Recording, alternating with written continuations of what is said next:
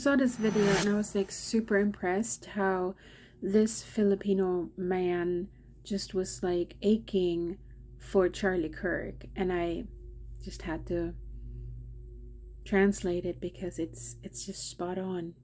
Hindi ko alam kung napanood niya na yung actual video kung paano siya shinat. I don't know if you watched the actual video on how he got shot. Grabe. I would suggest wag niyo nang panoorin, and It's too much. I would suggest that you don't watch this. please, wag na rin kayo mag-comment ng any visual related to that because it's very disturbing. Please don't comment anything that's too visual related to that because it is very disturbing. So, he is Charlie Kirk. Bukod sa political activist siya, he is also a Christian. He is Charlie Kirk.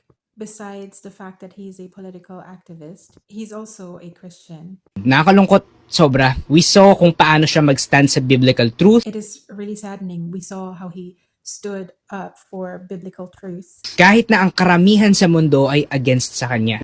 Even if most in the world are against him or what he says. Well, hindi malabong maraming may galit sa kanya dahil maraming tao sa mundo ang hindi sang-ayon sa pinanghahawakan niya. It's not impossible for most to have some sort of anger towards him. There are a lot of people that are not in agreement to what he stands for. I remember a scripture from Timothy, sabi doon, darating ang panahon na ayaw na ng mga tao makinig sa tamang turo.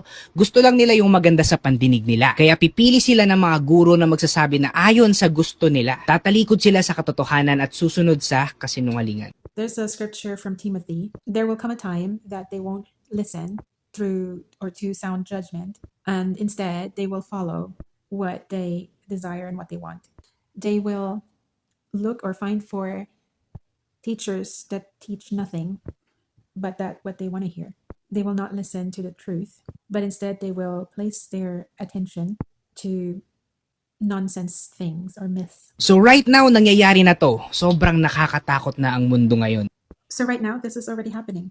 The world is becoming a very scary place. That's why as a Christian, kung That's why, as a Christian, isa ka, our goal is not just to be a good person, but to make Jesus Christ known to every. if you are one, our goal is not just to be a good person, but to make Jesus Christ known to everyone. Kasi if a person truly knows Christ, hindi niya maiisip na pumatay, magnakaw, o mangurako. Because if a person truly knows Christ, they won't even entertain the thought of killing. They won't want to steal or hoard things for their own welfare. Instead, he will do what glorifies God